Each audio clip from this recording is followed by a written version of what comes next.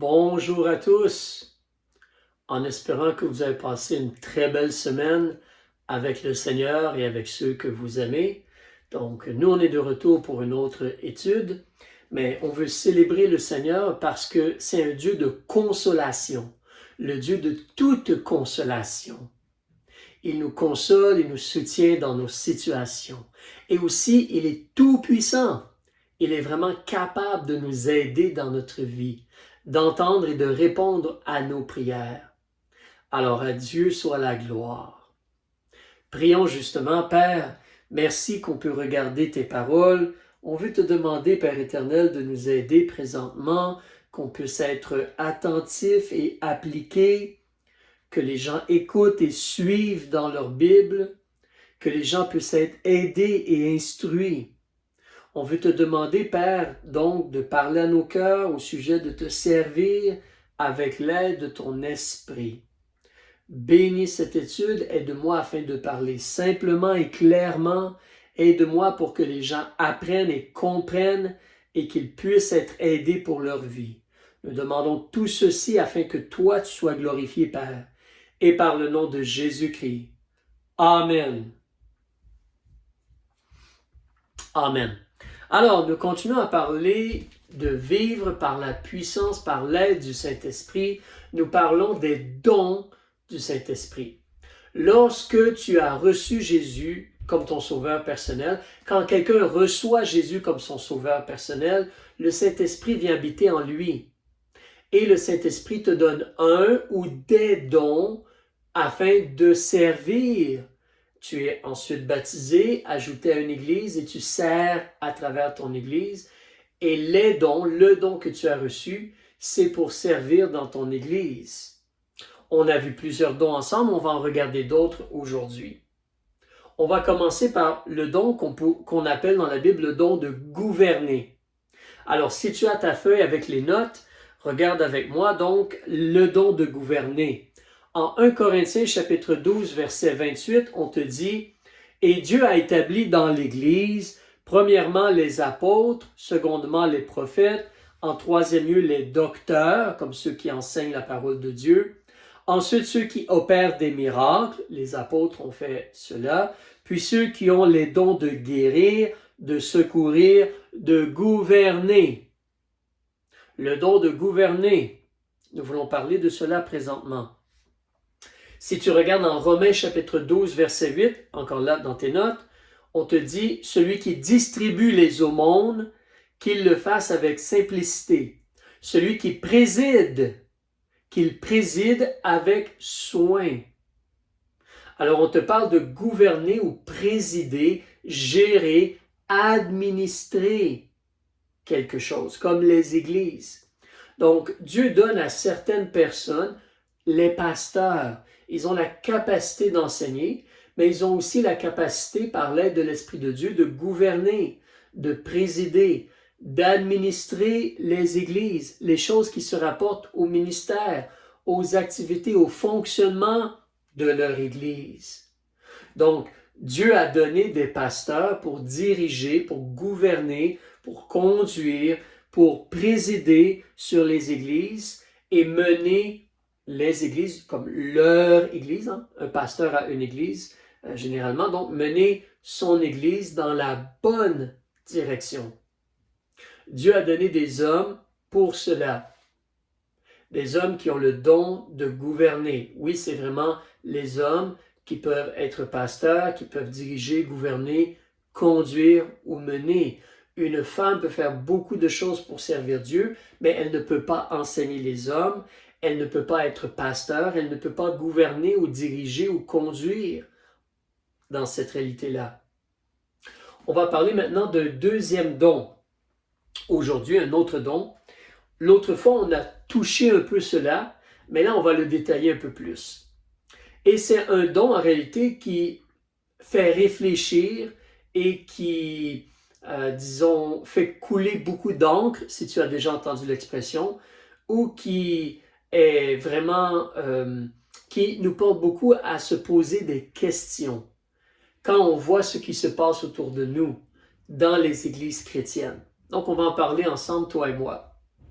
Alors, si tu regardes au verset, 1 Corinthiens 12, verset 8, le verset, excuse-moi, qui est écrit dans le haut de la page, je vais le relire. Dieu a établi dans l'Église, premièrement, les apôtres, secondement, les prophètes, en troisième lieu, les docteurs, ensuite ceux qui opèrent des miracles, puis ceux qui ont les dons de guérir, de secourir, de gouverner, de parler diverses langues. On parle maintenant du don de parler diverses langues. Et si tu descends, donc en dessous, en gros caractères, c'est écrit le don de parler une diversité de langues et d'interpréter les langues. Si tu regardes, on te dit en 1 Corinthiens chapitre 12, verset 10, un autre a comme le don les opérations des miracles. Un autre don, c'est la prophétie. On a parlé de ces choses-là déjà. Un autre, le discernement des esprits. Un autre, la diversité des langues. Et un autre, le don d'interpréter les langues. Donc, on va parler présentement de les deux dons. Le don de parler une diversité de langues et le don d'interpréter quand quelqu'un parle une diversité de langues. Les deux sont liés ensemble. On parle puis quelqu'un interprète. Alors, la première question qu'on va se poser, le don de parler des langues étrangères, qu'est-ce que c'est exactement? Peut-être tu as vu des fois dans certaines églises, il y a des gens qui vont se mettre à lever les mains dans les airs, tomber par terre, ou qui vont se mettre à lever les mains dans les airs, et puis des bruits sortent de leur bouche, et ainsi de suite, et ils vont dire « Ah, je parle en langue », et des choses comme cela. Mais c'est quoi exactement le don de parler des langues ou d'avoir le don de parler une diversité de langues? Alors, en réalité, ce don-là, quand on regarde le Nouveau Testament, c'est le don de pouvoir, par l'aide du Saint-Esprit, parler une langue humaine qui existe, mais qui nous est étrangère. Donc, moi, en tant qu'individu, je ne peux pas parler le japonais, je ne connais pas le japonais. Je ne peux pas parler aussi l'arabe, je ne connais pas vraiment l'arabe. Donc, si par l'aide de l'Esprit, un miracle, l'Esprit m'aide et je me mets à parler en arabe ou à parler en chinois, ça, c'est le don de parler tes langues. Au début, quand les églises ont débuté, quand le christianisme a débuté, les gens, il y avait certaines personnes qui avaient le don de parler des langues étrangères comme cela. C'était une langue qu'eux, techniquement, ne connaissaient pas, mais l'Esprit les aidait à parler cette langue-là. Regarde avec moi, si tu veux, prends ta Bible et regarde dans l'Évangile de Marc. Alors, l'Évangile de Marc, vers la fin, le chapitre 16, tu veux la page 77, s'il te plaît, dans ta Bible. Page 77. Vers la fin, quand le Nouveau Testament débute, vers la fin de la Bible, Marc chapitre 16, et on va regarder le verset 17. Jésus donc, il est mort, enseveli, ressuscité, et là, il a donné ses ordres aux apôtres, attendez à Jérusalem, vous allez recevoir le Saint-Esprit, et lui, il est monté au ciel. Et il a dit ceci, au verset 17, et voici les miracles qui accompagneront ceux qui auront cru. Ils chasseront les démons en mon nom. Ils parleront de nouvelles langues. Nouvelles parce qu'eux ne les connaissent pas. Mais ce sont des langues humaines, terrestres, qui existent, qui sont utilisées sur la terre. Regardons un autre exemple. Lorsque le Saint-Esprit est venu, Actes chapitre 2. Actes chapitre 2, si tu viens avec moi, s'il te plaît. Actes chapitre 2. Page 165, avance un peu dans ta Bible. Page 165, je te donne quelques instants. On va regarder à partir du verset, on va regarder le verset 4.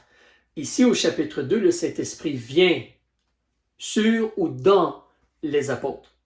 Et si tu regardes avec moi au verset 14, on te dit que les disciples, donc pas seulement les apôtres, mais les 120 disciples réunis ensemble à Jérusalem, selon le chapitre 1, verset 15, ils étaient environ 120 personnes. Mais au verset 4, ils furent tous remplis du Saint-Esprit Ils ont reçu le Saint-Esprit. Et ils commencèrent à parler des langues étrangères, selon que l'Esprit les faisait parler. Ça, c'est le don de parler en langue. Ces gens-là parlaient de l'Esprit de Dieu, parlent une langue étrangère que eux ne connaissent pas. Mais c'était une langue humaine qui existait sur la terre. Si l'on continue à lire, descends avec moi au verset 7. Les gens, ils au pluriel, étaient tous hors d'eux-mêmes et dans l'admiration, se disant les uns aux autres, ces gens-là, comme les disciples là, qui parlaient des langues, ces gens-là qui parlent, ne sont-ils pas tous galiléens? Comment donc les entendons-nous chacun dans la propre langue du pays où nous sommes nés? Et là, on énumère des langues, Parthes, Mèdes, Élamites, ceux qui habitent la Mésopotamie, la Judée, la Cappadoce, c'est des régions, mais ces régions-là ont des langues. La Cappadoce, le Pont et l'Asie, la Phrygie, la Pamphylie, l'Égypte, les quartiers de la Cyrène, les quartiers de la Libye, qui est près de Cyrène, et les étrangers romains, juifs et prosélytes, crétois et arabes. Nous les entendons parler en nos langues, des merveilles de Dieu. Ce sont des langues humaines connues, existantes, fonctionnelles, utilisées par les gens autour d'eux. Et les apôtres, donc les gens, parlaient de l'Esprit de Dieu, peuvent parler une langue qu'eux ne connaissent pas, mais qui est connue par les autres. Alors ça, c'est le don de parler en langue. C'est important de comprendre cela, parce que donc le don de parler en langue, peu importe ce qu'on voit de nos yeux ou ce que certains essaient de dire, les écrits de Dieu nous présentent la réalité que le don de parler des langues, les langues étaient toujours des langues humaines connues, utilisées. Ce n'était pas un langage inintelligible ou comme du baragouinage, si tu as déjà entendu ce mot-là, juste des syllabes à gauche, à droite et rien qui a du bon sens, ou certains vont dire non, c'est un langage d'ange. Non, non, non, non, non, non. Dans le Nouveau Testament, le don de parler des langues, c'était des langues humaines que les gens pouvaient entendre, comprendre, puisqu'ils parlaient cette langue-là, ils pouvaient comprendre. Mais sinon, peut-être quelqu'un pouvait interpréter. Alors même le don d'interpréter, c'est le don d'interpréter des langues humaines. Alors le don de parler des langues étrangères ou d'interpréter les langues étrangères, c'est la capacité par l'aide de l'Esprit de Dieu que les gens ont eue pour un temps de pouvoir parler une langue qu'eux ne connaissaient pas mais qui était connue par les autres, afin que les gens puissent entendre des choses.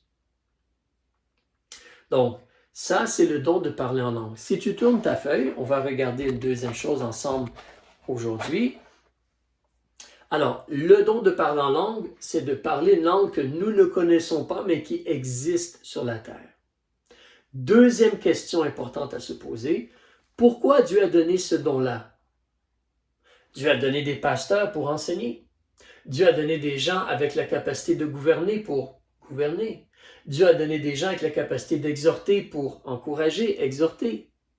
Alors, mais pourquoi le don de parler des langues a-t-il été donné? Excellente question. Regardons dans 1 Corinthiens chapitre 14. Alors, avance avec moi, s'il te plaît, dans ta Bible, au chapitre ou à la page 2, 4, 7 dans le Nouveau Testament. Page 2, 4, 7, s'il te plaît. 1 Corinthiens chapitre 14, page 2, 4, 7, s'il te plaît. Je te donne quelques instants. Nous allons débuter au verset 20. Tu vas être surpris de voir pourquoi Dieu a donné le don de parler des langues. Verset 20. Frères, ne devenez pas des enfants quant au jugement. Un enfant ne connaît pas, vraiment, il est ignorant. Ne sois pas un enfant en ce qui concerne le jugement. Tu devrais, à la place, soyez des petits-enfants à l'égard de la malice. Concernant le mal, tu ne devrais rien connaître, tu t'éloignes du mal. Mais quant au jugement, bien juger, bien analyser et juger et choisir ou accepter et mettre en pratique la vérité et la volonté de Dieu. Quant au jugement, tu dois être des hommes, un homme, une femme fait, dans le sens mature, accompli. D'accord? Verset 21.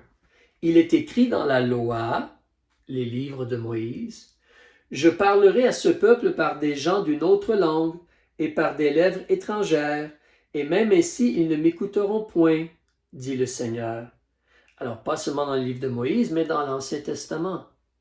Mais il est écrit dans la loi, « Je parlerai à ce peuple par des gens d'une autre langue et par des lèvres étrangères, et même ainsi ils ne m'écouteront point, dit le Seigneur. » Pourquoi Dieu utilise le parler en langue? Verset 22. Ainsi donc, les langues sont un signe, non pour les croyants, mais pour les incrédules, au lieu que la prophétie est un signe, non pour les incrédules, mais pour les croyants.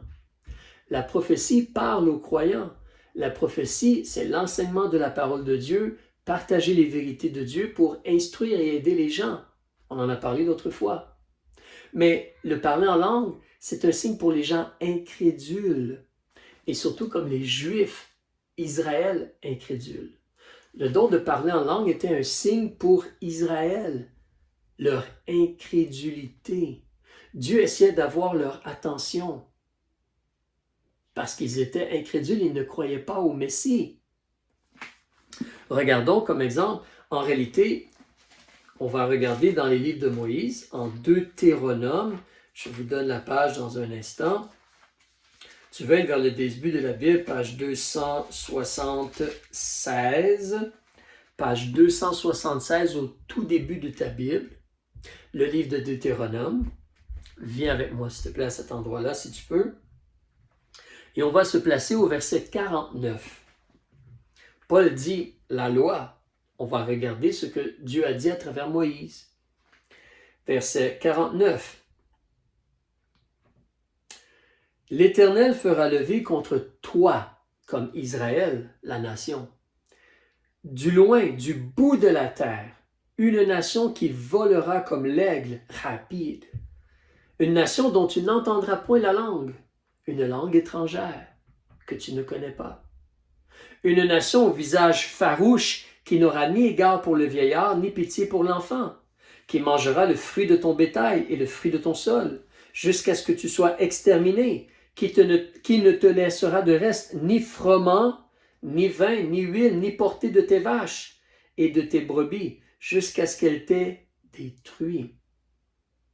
Alors tu vois ici, parler en langue, quelqu'un qui parle en langue pour Israël, quelqu'un qui vient vers eux en parlant en langue étrangère, comme cela, c'est un signe d'incrédulité et un avertissement de jugement de Dieu à cause de leur incrédulité.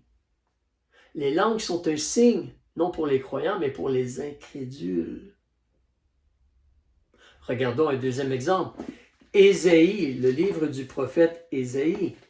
Alors, tu veux la page 868. Oui, c'est ça, page 868, s'il te plaît. Plus ou moins vers le milieu de la Bible. Je te laisse tourner un peu. Page 868, viens avec moi, chapitre 28. On va débuter au verset 11.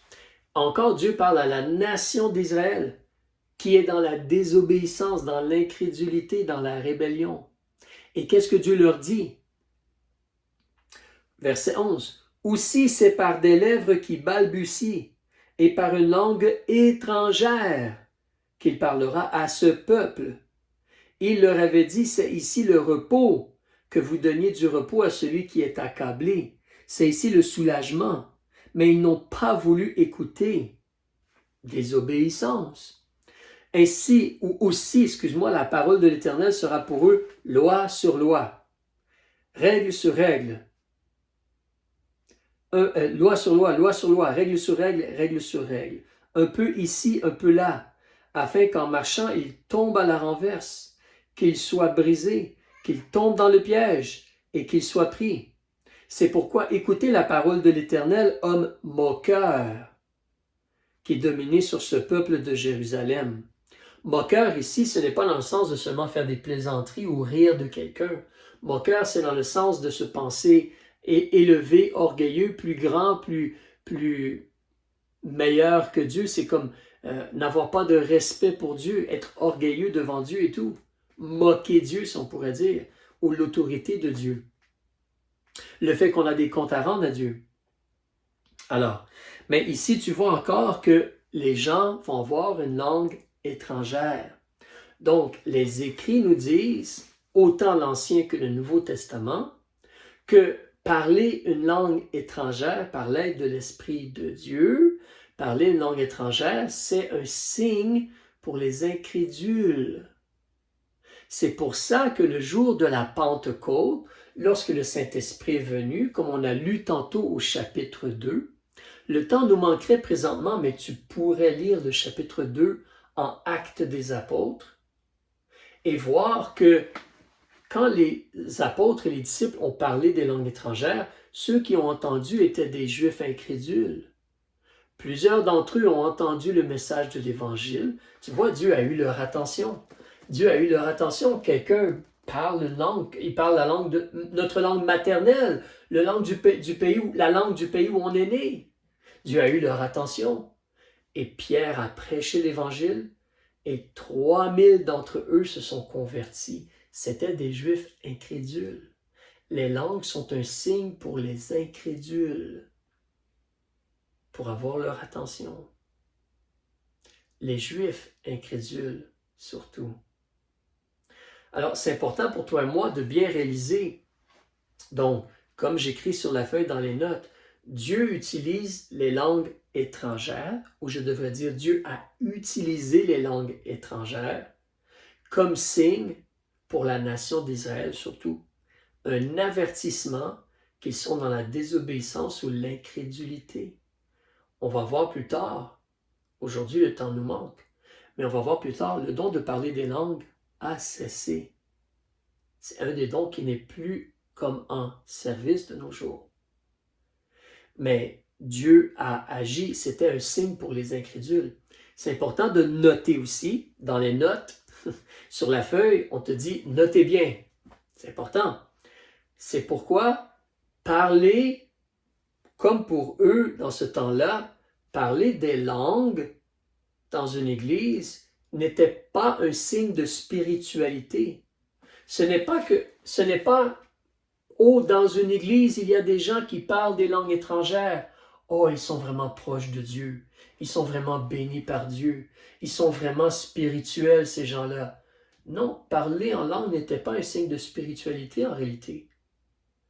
Parler en langue, c'était un signe pour les incrédules. Et aussi, il y a des gens qui vont te dire, je vais en reparler tantôt, mais il y a des gens qui vont dire, lorsque tu parles en langue, par l'aide de l'Esprit de Dieu, c'est la preuve que tu as reçu le baptême du Saint-Esprit. Baptême du Saint-Esprit, le baptême de feu. Ça, c'est faux. Le baptême du Saint-Esprit, recevoir le Saint-Esprit. C'est ça le baptême du Saint-Esprit. C'est recevoir le Saint-Esprit. Les gens, ils ont attendu à Jérusalem, ils ont reçu le Saint-Esprit. Regarde avec moi dans Actes chapitre 1, s'il te plaît. Actes chapitre 1.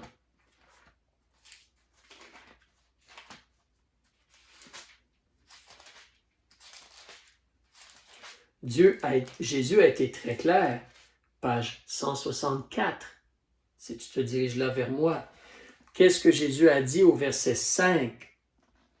Même au verset 4. Il a assemblé ses disciples, son Église, et leur a commandé de ne point s'éloigner de Jérusalem, mais d'y attendre la promesse du Père, laquelle, dit-il, vous avez entendu de moi. C'est qu'en vérité, Jean a baptisé d'eau, mais que vous serez baptisés du Saint-Esprit dans peu de jours. Et qu'est-ce qui s'est passé quelques jours après? Le Saint-Esprit est venu en eux. Ça, c'est le baptême du Saint-Esprit. C'est quand tu reçois le Saint-Esprit. Pour eux, ils devaient attendre. Mais où nous en sommes présentement, le Saint-Esprit est venu. Acte chapitre 2 ne va pas se reproduire. D'ailleurs, c'est important pour toi et moi de réaliser qu'il y a des choses qui se sont produites au chapitre 2 du livre des Actes des Apôtres qui ne se reproduira plus. Regarde au chapitre 2, verset 2. Chapitre 2, verset 2. Alors, il vint tout à coup du ciel un bruit comme celui d'un vent qui souffle avec impétuosité et il remplit toute la maison où ils étaient assis. Il n'y a plus cela de nos jours. Je n'ai jamais été dans une réunion d'église où un vent impétueux entre. Je n'ai jamais entendu parler d'une église où un vent impétueux est entré. Ça ne se reproduit pas. Mais pour eux, ils attendaient la venue du Saint-Esprit. C'était une étape où le Saint-Esprit est venu. Mais ça, c'est accompli maintenant. Même regarde le verset en ce 3. Il leur apparut des langues séparées comme de feu et qui se posèrent sur chacun d'eux. Ça ne se produit plus de nos jours, cela. Une fois dans l'histoire, ça s'est produit, le Saint-Esprit est venu habiter sur la terre. Une fois. Comme une fois Jésus est mort sur la croix. Ça ne se reproduira plus. Donc le Saint-Esprit est venu une fois et c'est accompli.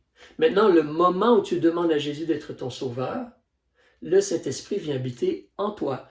La personne, toute la personne du Saint-Esprit vient habiter en toi. Donc tu n'as pas besoin de parler en langue. D'ailleurs, une troisième question, parler en langue. Le don de parler en langue. Le don de parler une langue que toi tu ne connaissais pas, mais qui existait sur la terre. Est-ce que c'était pour tous les croyants? Tu vois, c'est là que dans certaines églises, malheureusement, on est trompé et on mélange les gens. On dit, oh, vous avez besoin de parler en langue, vous devez avoir le baptême du Saint-Esprit, on va prier pour toi, mettre les mains sur toi, comme si tout le monde devrait parler ou avoir le don de parler en langue. Mais qu'est-ce que les Écrits nous disent? Sur ta feuille, le point 3, le don de parler une langue étrangère était-il pour tous? Non. 1 Corinthiens chapitre 12, versets 28 à 31. Viens avec moi à cet endroit-là, s'il te plaît. On va aller un peu rapidement. Page 245, s'il te plaît. Chapitre 12. En réalité, le verset 28, on l'a lu tantôt. Je vais le lire un peu rapidement. Dieu a établi dans l'Église premièrement les apôtres, secondement les prophètes, en troisième lieu les docteurs, ensuite ceux qui opèrent des miracles, puis ceux qui ont les dons de guérir, de secourir, de gouverner, de parler diverses langues. Et là, Paul pose des questions. Tous sont-ils apôtres? La réponse, elle est non. Tous sont-ils prophètes? La réponse, elle est non. Tous sont-ils docteurs? La réponse, elle est non. Tous opèrent-ils des miracles? La réponse, elle est non. Tous ont-ils le don de guérir? La réponse, elle est non. Tous parlent-ils des langues? La réponse, elle est non. Tous interprètent-ils?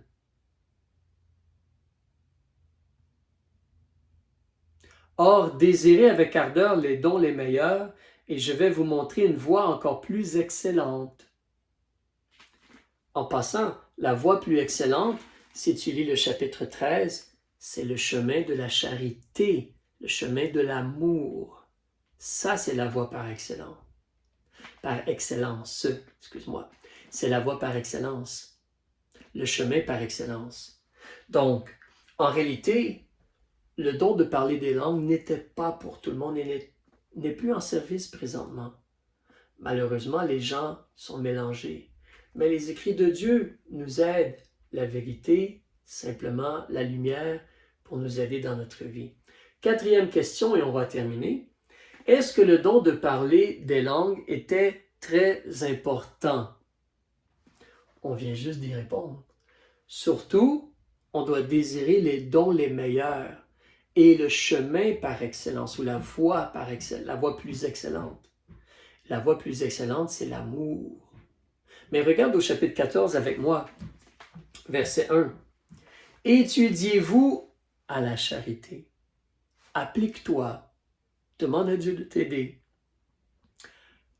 Connais l'amour de Christ et applique-la dans ta vie.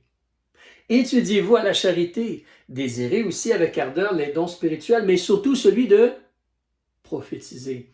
Et ici, comme on a parlé l'autre fois, prophétiser, ce n'est pas seulement révéler le futur, mais c'est rappeler ce que Dieu a dit. Et ça, on fait encore cela de nos jours. Alors en réalité, une chose vraiment importante pour toi et moi, c'est d'étudier la parole de Dieu, de connaître la parole de Dieu et d'être capable de partager la parole de Dieu. Surtout pour nous les hommes. Peut-être Dieu t'appelle à être pasteur. Certainement, Dieu voudrait que tu enseignes ta famille, les gens autour de toi. Mais désirez surtout le don de prophétiser. Car celui qui parle une langue est connu, ne parle pas aux hommes, mais à Dieu, puisque personne ne l'entend et qu'il prononce des mystères en son esprit. Ce n'est pas important, cela. Si moi, je me place ici maintenant et je me mets à parler en la langue du Bangladesh, est-ce que cela va t'aider? Non, pas du tout. Mais si je me mets à t'enseigner les paroles de Dieu, est-ce que cela t'aide? Ça, c'est plus utile et important. C'est pour ça qu'il est triste de voir que dans certaines églises, les gens vont placer l'emphase sur les mauvaises choses. Les mauvaises choses. Les manifestations, les signes, les choses comme miraculeuses ou extraordinaires. Mais en réalité, Dieu veut qu'on apprenne au sujet de l'amour, de la justice, de la sainteté, de l'obéissance à ses vérités. Ça, c'est important. Ce qui est vraiment important, donc, c'est de comprendre les paroles de Dieu et les enseigner. Je vais t'encourager à lire le chapitre 14 du verset 1 jusqu'au verset, disons, 13, 14, dans ce coin-là, selon ce que j'écris sur la feuille. Mais je veux conclure en t'encourageant, en te disant, la chose la plus importante, c'est l'amour. Comprendre l'amour de Christ, recevoir Jésus comme ton sauveur personnel, par l'aide de l'Esprit de Dieu, apprendre à lire et apprendre de la Bible et appliquer les paroles de Dieu dans ta vie. Vivre dans la grâce, l'amour, la miséricorde, la justice de Dieu. Ça, c'est important. Et n'oublie pas, en réalité, plutôt que de chercher des dons où tu vas être comme un spectacle devant les gens, regardez-moi, ah blablabla, ah blabla. Non, non, ce n'est pas drôle. En réalité, tu devrais rechercher les dons qui vont, comme les Écrits nous disent, les dons, c'est pour édifier notre assemblée, les gens de notre Église. C'est pour cela que Dieu te donne tes dons, un ou des dons. Alors concentrons-nous sur le fait d'aimer Dieu, aimer les gens autour de nous et aider, édifier, enseigner, construire la foi des gens. Concentrons-nous sur cela. On va en reparler dans la prochaine semaine ou continuer à parler du don de parler des langues étrangères. Il y a plus à être dit. Malheureusement, comme je dis, il y a beaucoup de mélanges ou de difficultés, mais dans la simplicité des paroles de Dieu, le don de parler des langues étrangères, c'était des langues humaines. C'était un signe pour les incrédules. Ça ne nous touche pas ou concerne pas aujourd'hui dans ce sens-là. Pour les Juifs incrédules surtout. Ce n'était pas pour tout le monde. Et ce n'était pas le plus important des dons. La charité et édifier les autres, ça c'est important. Que le Seigneur te bénisse, on se reparle bientôt Dieu voulant, sinon on se voit au ciel. Au revoir.